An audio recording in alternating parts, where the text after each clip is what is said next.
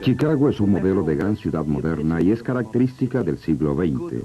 Es un paisaje geométrico artificial construido a base de cristal, cemento y acero.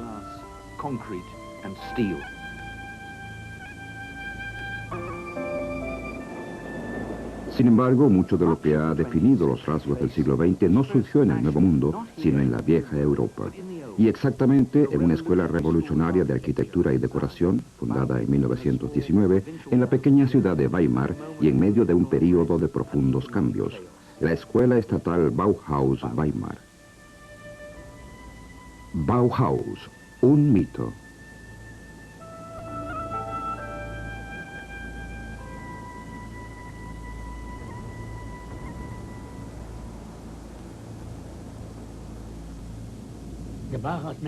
Todos conocían la Bauhaus. Su prestigio iba por delante de ella. La Bauhaus era buena o mala y esto dependía de un criterio personal.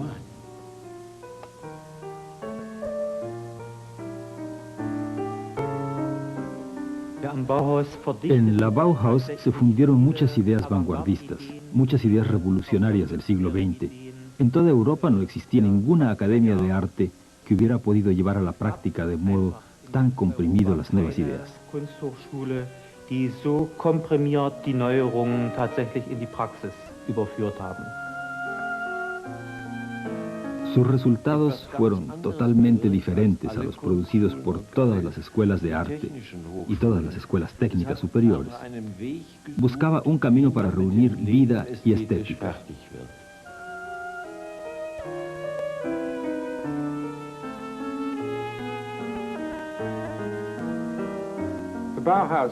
Sin duda alguna, la Bauhaus fue la escuela de diseño más importante del siglo XX. Dejó su huella en todo.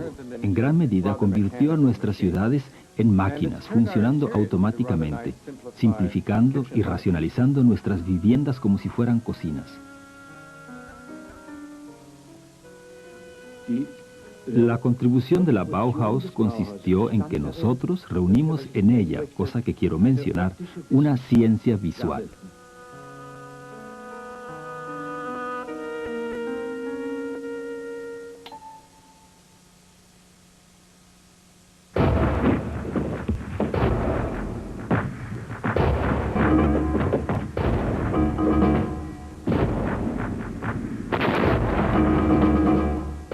La Bauhaus surgió de una catástrofe. Contribuyó a la ardua construcción de un nuevo mundo, cuando el tradicional se había hundido 75 años antes. La idea de la Bauhaus fue de Walter Gropius, un arquitecto que durante la Primera Guerra Mundial había sido alférez de los húsares.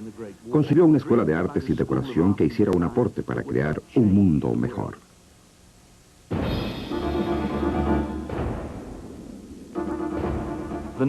Los horrores de la guerra y los medios para el exterminio masivo de hombres despertaron en él el deseo de poner las máquinas totalmente al servicio de la humanidad.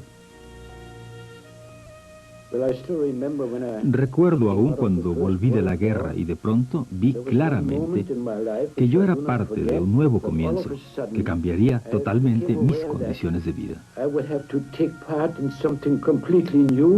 Which would change the conditions I had been living in before. When I think of the beginning of my life, cuando era joven se tenían ideas utópicas, pero nadie creía que pudiesen convertirse en realidad. Hoy son una realidad. Después de la guerra, Gropius comenzó a llevar a la práctica sus ideas utópicas. Fue llamado a Weimar para entrar en la Escuela de Artes y Oficios del Gran Ducado de Sajonia, en la que en 1919 surgió la Bauhaus. Ese año publicó en un manifiesto sus ideas revolucionarias. La escuela debía llamarse Bauhaus, o Casa de Obra, en alusión a las barracas de obra junto a las grandes construcciones medievales. Por esto, en el manifiesto se podía ver una catedral gótica que se elevaba hacia las estrellas. La meta final de toda actividad plástica es la construcción. Queramos, concibamos, creemos juntos la nueva construcción del futuro, que reunirá todo en una única forma. Arquitectura, artes plásticas y pintura, que saliendo de millones de manos de artesanos se elevará hacia el cielo como símbolo cristalino de una nueva fe futura. Gropius no estaba solo con sus ideas utópicas. Su nueva escuela fue subvencionada con medios públicos.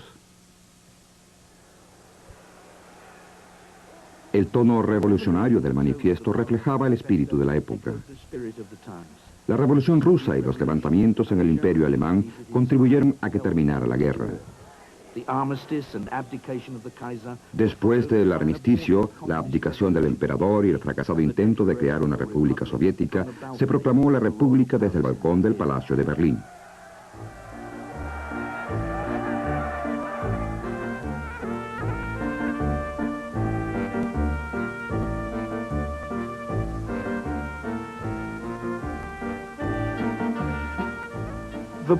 La escuela estatal Bauhaus Weimar entró en funcionamiento muy cerca del teatro en el que se discutió la nueva constitución del Reich.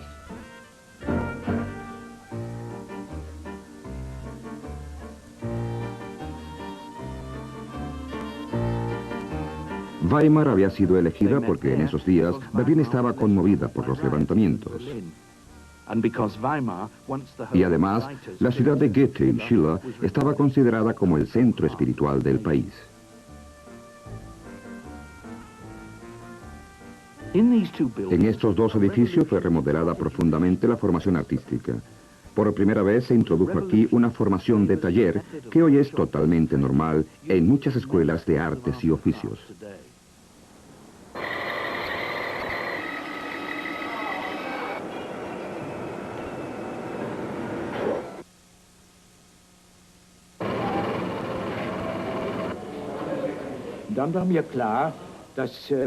Yo vi claramente que había que establecer una mayor relación entre las herramientas de producción, es decir, las máquinas, y los artistas. Por esa razón construí talleres en los que la gente era formada desde dos ángulos, el artístico y el artesanal. A veces se ha malentendido que esto se construyera sobre una base artesanal, pero esto era una célula de la preparación. No puede entenderse una máquina si antes no se han entendido las herramientas.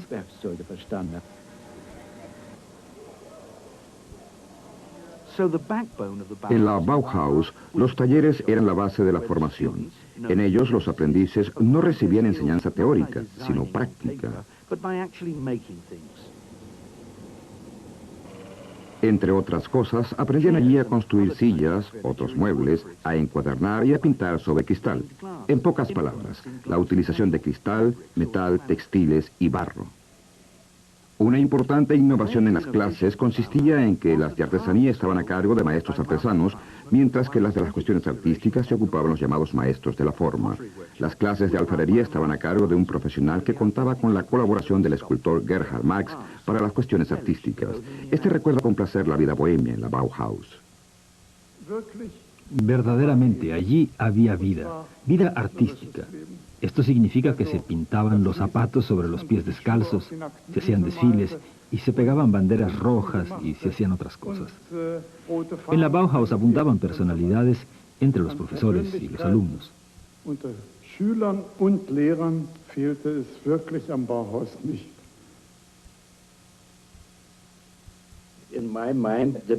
Yo consideraba que los pintores modernos tenían conceptos constructivistas. Lograron desarrollar determinadas ideas del espacio artístico, de los colores y las formas. Por esto, para mí, la verdadera misión de la Bauhaus residía en la arquitectura. Los pintores podían aportar conceptos constructivos, y así hicieron.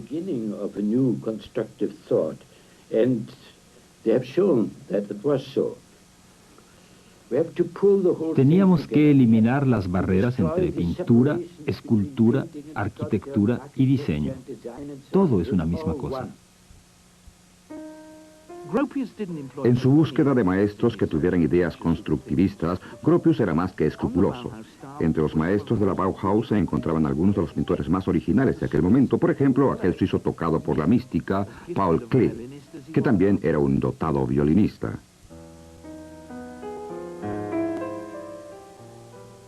El ruso Vasily Kandinsky, quien antes de la Primera Guerra Mundial había concebido la pintura abstracta.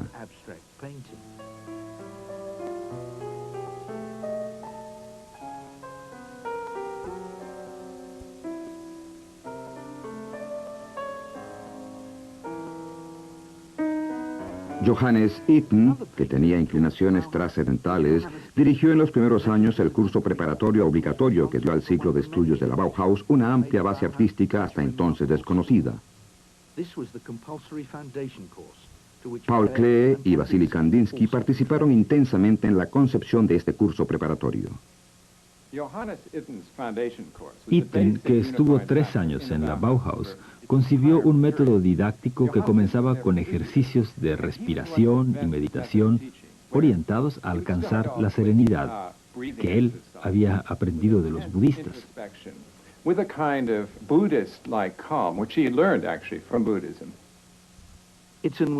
Itten también era seguidor del mazdeísmo, movimiento que se basa en las enseñanzas de Zaratustra. Por eso se presentaba a sus clases con la cabeza rapada y túnica de monje.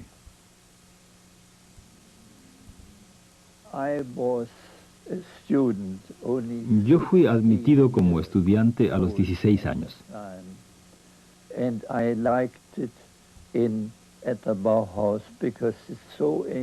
La Bauhaus me gustó mucho.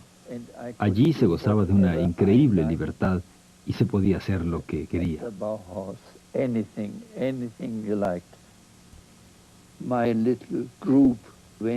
Iba con mis amigos al teatro. Allí había un monumento de Goethe y Schiller que alguien había pintado de rojo. Típicas diabluras de estudiantes en las que yo siempre participaba.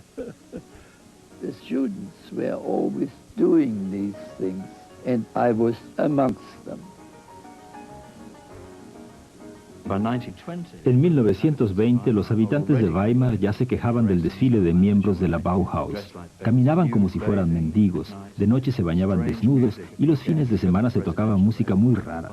Los fines de semana organizaban grandes fiestas, veladas teatrales, etc. El estudiante de pelo largo y de actitud radical es un producto de la Bauhaus. Este era un aspecto de la escuela que inquietaba a la población. En la inauguración, Gropius dijo que todo el que quisiera inscribirse debía tener una posibilidad de hacerlo y que con respecto a las mujeres no se tendrían consideraciones especiales. Como artesanos, todos eran iguales. Inesperadamente se inscribieron muchas muchachas, demasiadas, según su opinión. Pasado un año tuvo que separarlas y enviarlas a los diferentes talleres porque le parecía que trabajar con metales y construir muebles eran trabajos demasiado pesados para ellas.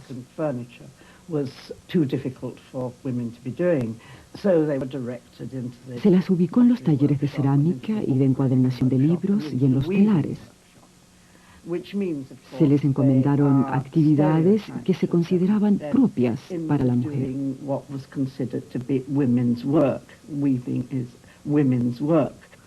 En realidad es más fácil relacionar tareas artísticas con el diseño de tejidos y con telares que con otras disciplinas.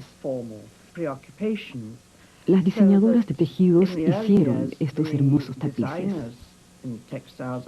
Producing these magnificent weaves, tapestries, which are there to be hung on walls.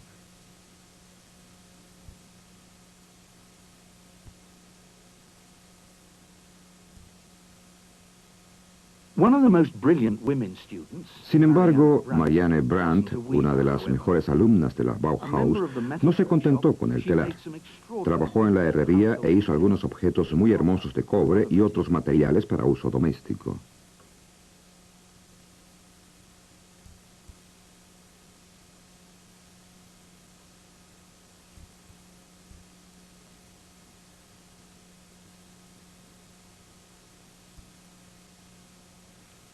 Cuando Marianne Brand diseñó piezas típicas de su estilo, refinadas, simples y funcionales, los talleres de la Bauhaus ya no producían piezas únicas y desarrollaron prototipos con vistas a una posterior fabricación en serie. Estos utensilios, simples y elegantes, son los precursores de los que hoy en día se consideran modernos y bien diseñados para el hogar. En aquel entonces parecían extremadamente simples.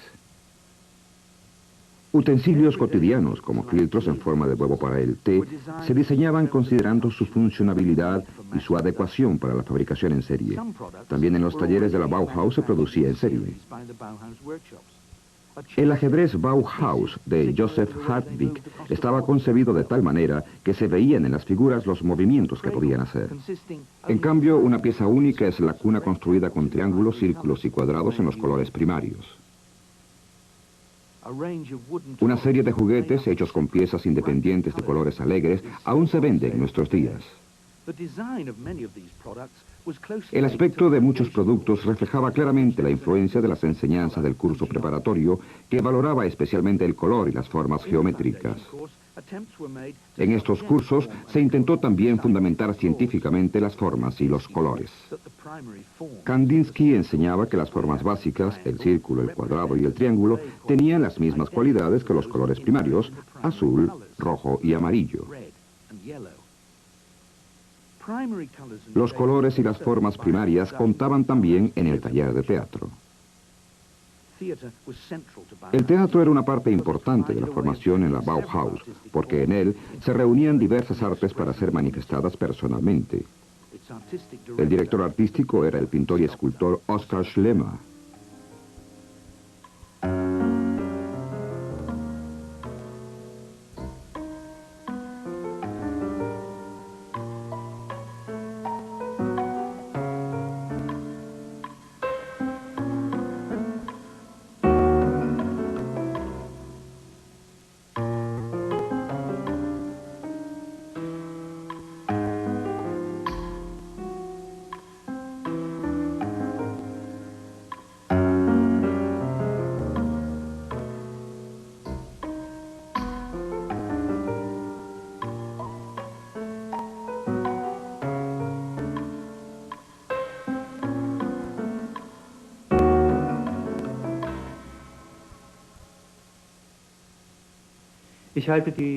Yo considero el taller de teatro de la Bauhaus como uno de los centros más importantes de esa institución, dado que llevaba a la práctica muy claramente las ideas comunes.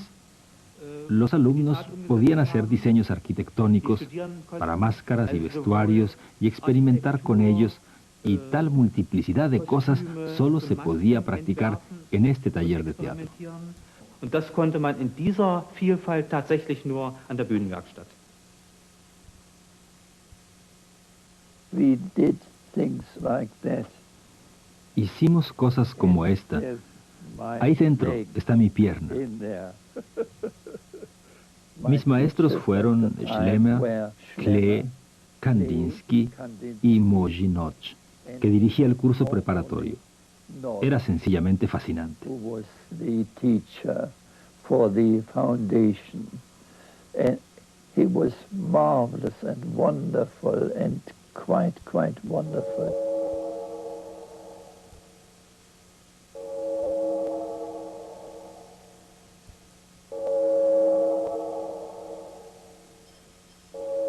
Laszlo Mojinoc era un constructivista húngaro muy dotado. Él se hizo cargo del curso preparatorio en 1923 y sustituyó la metafísica y la mística de ítem por la magia de las máquinas.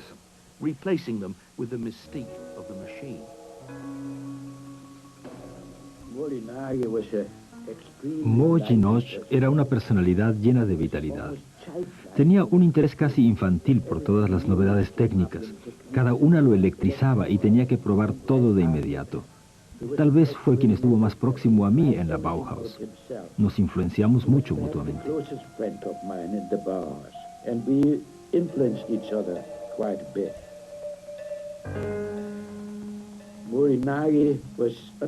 Mojinoc conocía las relaciones económicas y conceptos de la moderna sociedad industrial. Por eso intentó orientar sus ideas en ese sentido.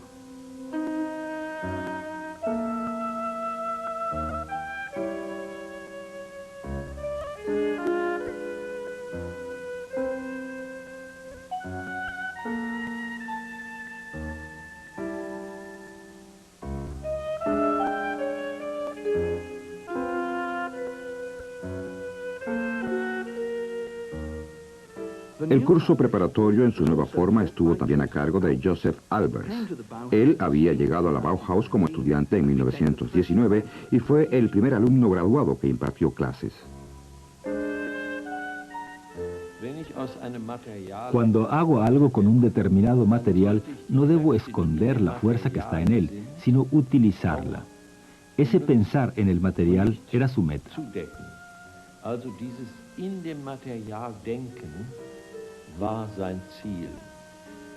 Él planteaba tareas como, por ejemplo, crear espacios a partir de un pedazo de papel de embalar que midiera 1 yarda.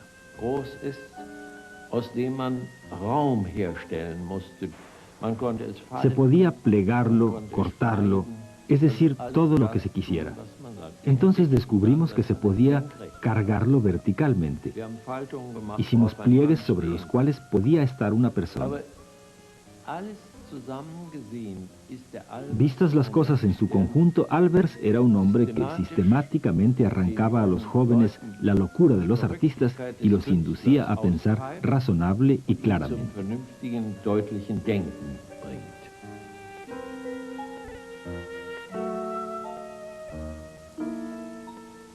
El plegado de papeles que se hacía bajo la supervisión de Albers acostumbraba a los estudiantes a pensar no tanto como artistas, sino como técnicos.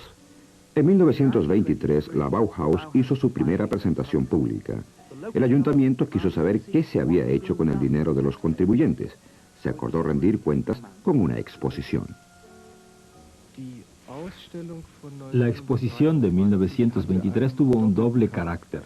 Por un lado, mostró en Weimar de manera muy efectiva los resultados de un año de trabajo de la escuela, lo que despertó un gran interés por la ciudad a nivel nacional y también internacional. Por otra parte, esta exposición puso en evidencia cómo el expresionismo inicial de la Bauhaus había evolucionado hacia un concepto constructivista.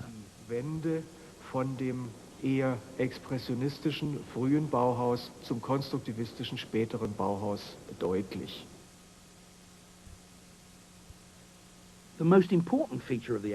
La obra más importante de la exposición fue una casa edificada en una calle del parque de Weimar llamada Am Horn. En el terreno se plantaron frutas y verduras destinadas a la cantina de la Bauhaus.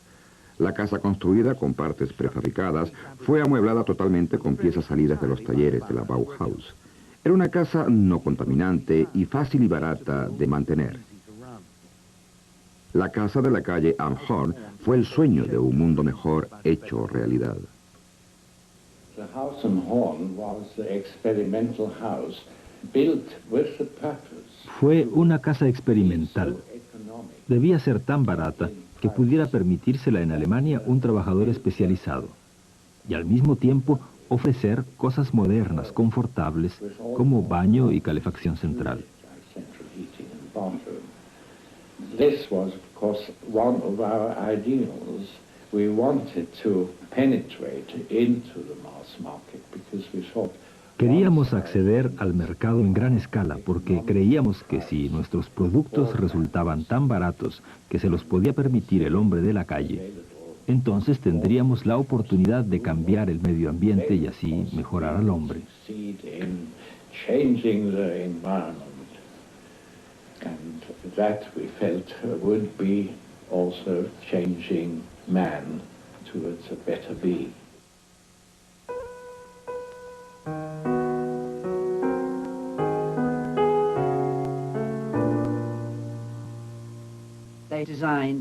Diseñaron una cocina que parecía un laboratorio para cocinar.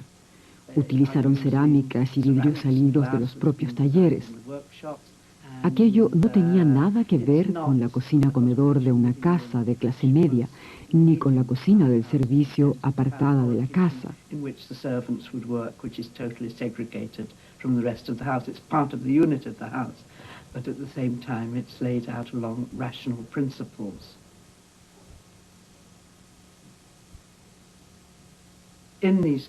La cocina estaba integrada en la casa y a la vez era funcional.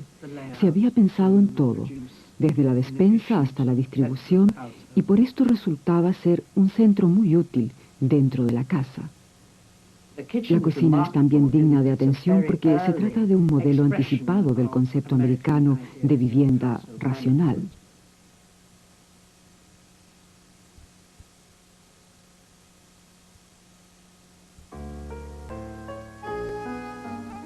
En 1923 se desencadenó la inflación. La casa Amhorn, proyectada para la producción en serie, no pasó de ser un prototipo. Mientras las máquinas de imprimir no paraban, los ceros se multiplicaban en los billetes de banco. Algunos de ellos incluso fueron diseñados en la Bauhaus. Las empresas se arruinaron y de la noche a la mañana se perdieron fortunas. Creció el desempleo y las ideas políticas se radicalizaron. La Bauhaus nunca fue querida en Weimar. Se le acusaba cada vez con más insistencia de tener tendencias comunistas. Su futuro en esta ciudad reaccionaria fue día a día más problemático.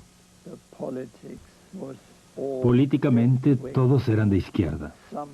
Algunos eran comunistas y no hacían ningún secreto de ello. Yo no era una excepción. I was doing it myself.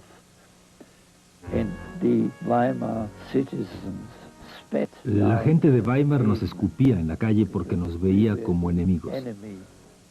Ya en ese entonces los nazis desfilaban por las calles y protestaban contra los comunistas.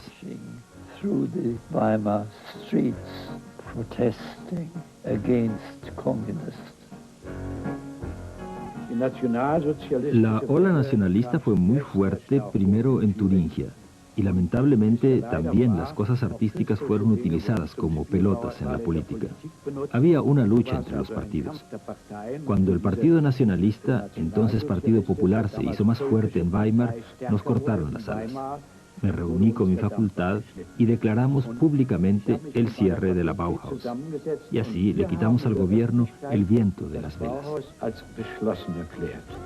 Und haben so der Regierung damals den Dampf aus den Segeln genommen.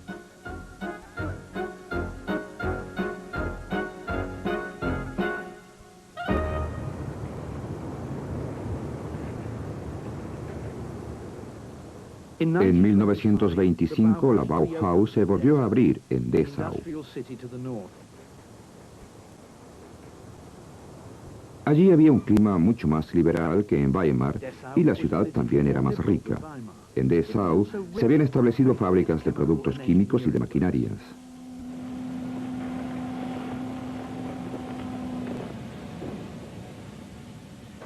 Allí estaba la sede de la Junkers, una de las más importantes fábricas de aviones del mundo. Dado que los talleres de la Bauhaus producían primordialmente para la industria y diseñaban productos para fabricar en serie, la elección de Dessau parecía totalmente normal. La ciudad puso a disposición los medios financieros para construir un generoso edificio para la escuela que fue diseñado por Gropius. Gracias a las más modernas técnicas de construcción, el edificio de cristal, acero y cemento estuvo listo para ser ocupado en poco más de un año. Bajo el mismo techo se encontraban los talleres, las oficinas, la cantina y la residencia estudiantil. El conjunto parecía una cristalina catedral de la funcionalidad. La Bauhaus fue uno de los primeros edificios en Europa que hizo realidad el deseo de apertura y sencillez, una tendencia en la arquitectura de la época y la expresión más visible del llamado estilo internacional.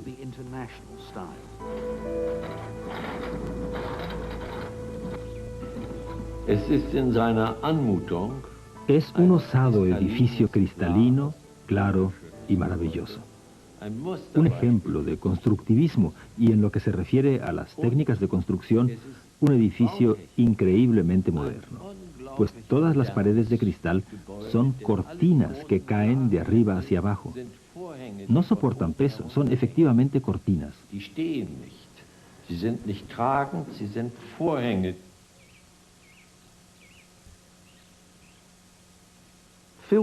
Con su claridad, sobriedad, severidad y aspecto de clínica, la Bauhaus parece más un enorme laboratorio que una escuela de arte.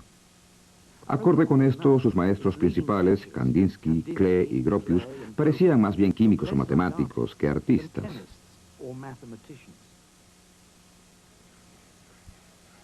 Los talleres diseñaron y fabricaron la totalidad de la decoración interior, incluidos los muebles. Tenían aspecto elegante, sencillo y eran muy funcionales si fueron producidos a máquina y con nuevos materiales. La producción artística en los talleres fue dejada de lado en favor de la producción industrial. El mundo moderno exigía nuevos materiales y métodos de producción. La madera fue sustituida por metal. La técnica de soldadura sustituyó la cola, los tornillos, las ranuras y lengüetas. Las sillas destinadas a espacios pequeños y funcionales de las viviendas modernas no se producían siguiendo criterios estéticos, sino criterios que permitieran hacerlas a máquina. No partían de los macizos muebles del pasado, sino del diseño de autos, aviones y coches de carrera.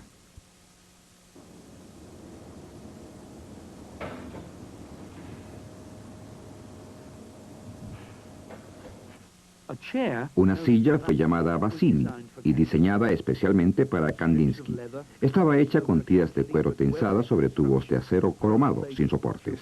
Era ligera, tenía buen aspecto y su costo era bajo. Ocupaba poco espacio y daba la impresión de que necesitaba menos aún.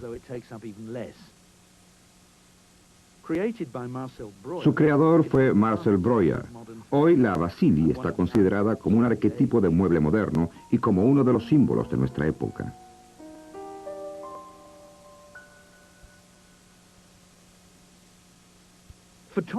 La fotografía no solo se impuso como expresión artística, sino también como medio de información. Se experimentaba con fotomontajes, doble iluminación y sobreimpresión.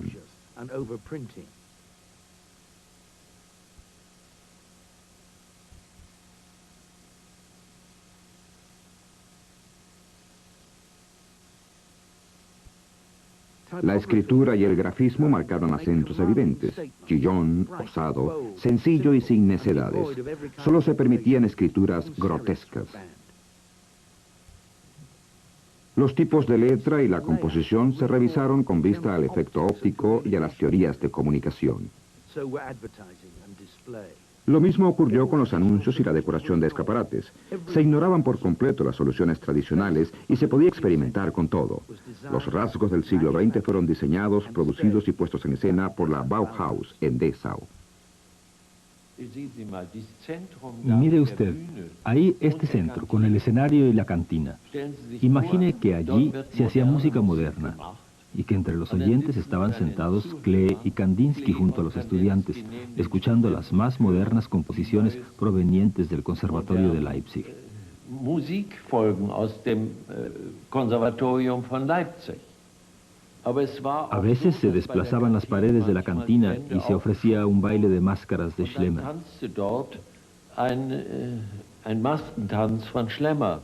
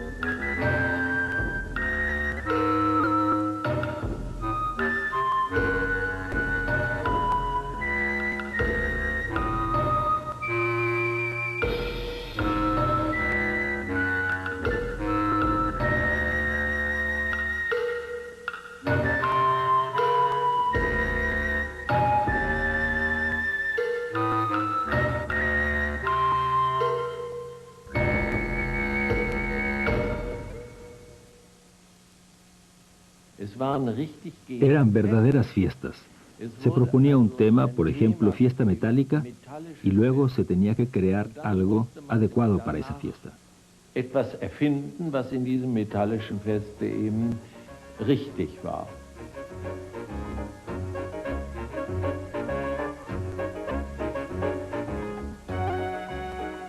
Und die Bauhaus-Band. La banda de música de la Bauhaus tenía algo de Dixieland.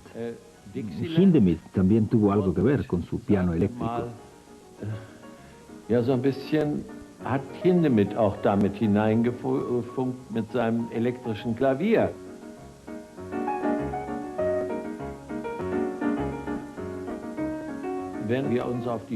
Cuando nos animábamos a salir a la calle, sobre todo las tejedoras que llevaban pantalones, se armaba un alboroto. Eso no es posible, decía la gente. Y cuando llegábamos nosotros con nuestro flequillo, las madres decían a sus hijas, no mires, es uno de la Bauhaus. Nosotros éramos los punks para el mundo de Dessau. Die Dessauer Welt.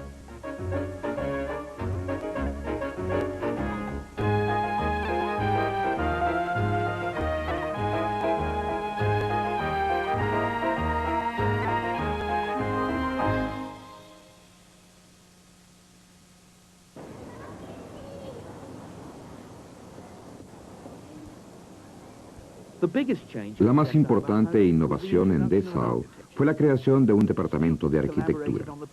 Los estudiantes trabajaron en el diseño y la planificación de la colonia de trabajadores del barrio de Dessau llamado Törten.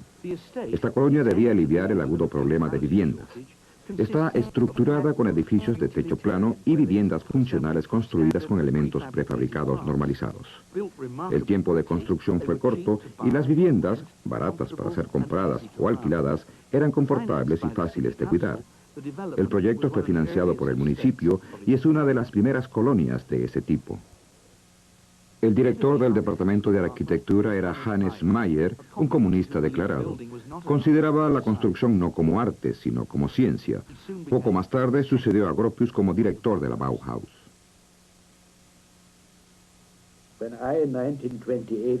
Dimití en 1928 porque, con un nacionalsocialismo cada vez más fuerte, yo era una carga para la Bauhaus. Siempre me atacaban a mí. Me retiré para dedicarme de nuevo a mi oficina privada de arquitectura y designé como sucesor a Hannes Mayer. Él no me había informado acerca de su radical orientación política de izquierda. Towards the very leftish political side. Esto determinó que en los 2 años que Mayer estuvo en la Bauhaus, ésta se orientara también hacia la izquierda. También estuvo relacionado con esto el hecho de que en 1929, como consecuencia de la crisis económica mundial, Alemania conociera un disparatado movimiento que favoreció el crecimiento del nazismo y que en la izquierda del espectro político se produjera un gran avance del comunismo que también se hizo activo en la Bauhaus. Der linken Seite des politischen Spektrums ein sehr starkes Anwachsen der kommunistischen Bewegung, die auch am Bauhaus aktiv wurde. Esta fue la verdadera razón para apartar del cargo de director de la Bauhaus a Hannes Mayer en 1930 y nombrar como sucesor a Ludwig Mies van der Rohe.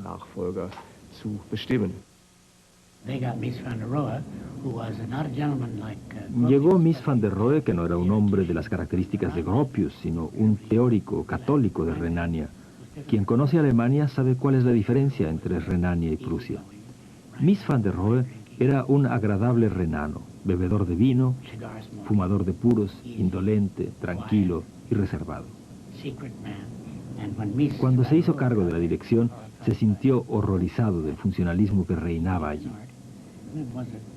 Creía en el arte, era amigo de Klee y Kandinsky, y quería hacer nuevamente del arte la base de la Bauhaus, y a la vez imponer disciplina. Tenía un concepto de la disciplina distinto al de la Bauhaus. Allí se las daban de ideológicos, lo que fácilmente conducía a protestas políticas.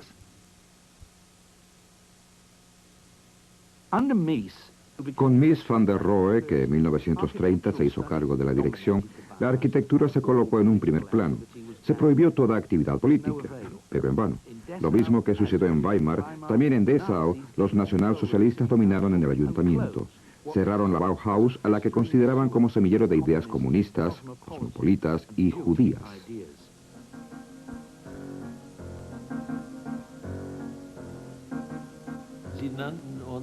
Nos llamaban bolcheviques de la cultura. Todo lo que era bolchevique era comunista y malo. Und wir waren durch die Stahlmöbel A causa de nuestros muebles de metal y la unión de arte y técnica, nos encontrábamos en una mala situación, porque el nacionalsocialismo estaba, como se decía entonces, fuertemente marcado por aquella idea de sangre y suelo. Esto significaba muebles y objetos rústicos y sólidos. Das nannte man so. Das hieß bäuerliche Möbel, bäuerliche, handfeste Sachen. Sin embargo, los nacionalsocialistas encargaban muebles a Speer, que eran como los que se ven en los grandes barcos, pero al pueblo le exigían que aceptara aquellos muebles de madera y regresara a la sencillez campesina. Eso era todo. Además, existían costumbres y tradiciones. También se bailaba, y por eso nuestra música de jazz estaba totalmente prohibida. Dann wurde auch noch getanzt, also, und unsere Jazzmusik war ja absolut verboten. Die ließ man nur, Goebbels la permitía únicamente en el cine. En las películas se admitía un poco la música bailable. Nos odiaban porque hacíamos cosas diferentes. Die hassen uns, weil wir was anders machten.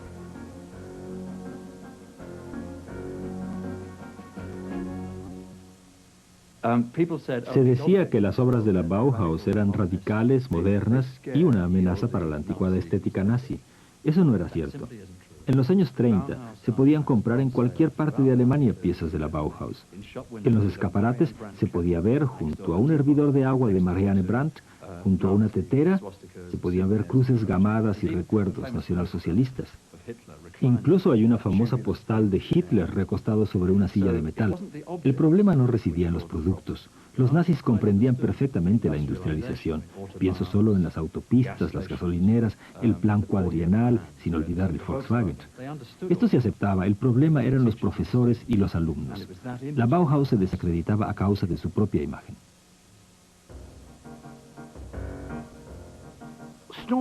Tropas de asalto ocuparon la Bauhaus de Dessau. Los cristales saltaron en añicos y las herramientas, las actas y los muebles volaron por el aire. En el edificio se instaló otra escuela, una escuela siniestra, la escuela del partido. La Bauhaus encontró un último refugio en Berlín. La mudanza a Berlín fue el comienzo del fin. El edificio era terriblemente deprimente. La Bauhaus se instaló en una fábrica. El idealismo había desaparecido. Finalmente los profesores decidieron su cierre definitivo. El 11 de abril de 1933, la policía llegó con camiones, precintó el edificio y detuvo a algunos estudiantes. La Bauhaus había muerto en Alemania, pero sus profesores y alumnos se extendieron por la parte libre del mundo y llevaron con ellos sus ideas y convicciones. Principalmente se establecieron en Norteamérica, sobre todo en Chicago. Es una ironía de la historia que este ideario de la Bauhaus se extendiera por el mundo precisamente a causa de la persecución nazi. Implantado en el Nuevo Mundo, el concepto de la Bauhaus fue más fructífero que nunca. Hay que agradecer a hombres como Gropius, Mies van der Rohe, Moji Notch, Albers y otros muchos miembros de la Bauhaus que en las grandes ciudades norteamericanas se decidiera el futuro destino del mundo industrializado. No solo dio al siglo XX una imagen definitiva en lo que respecta a la arquitectura y el diseño, sino que sigue siendo una cristalina visión del futuro.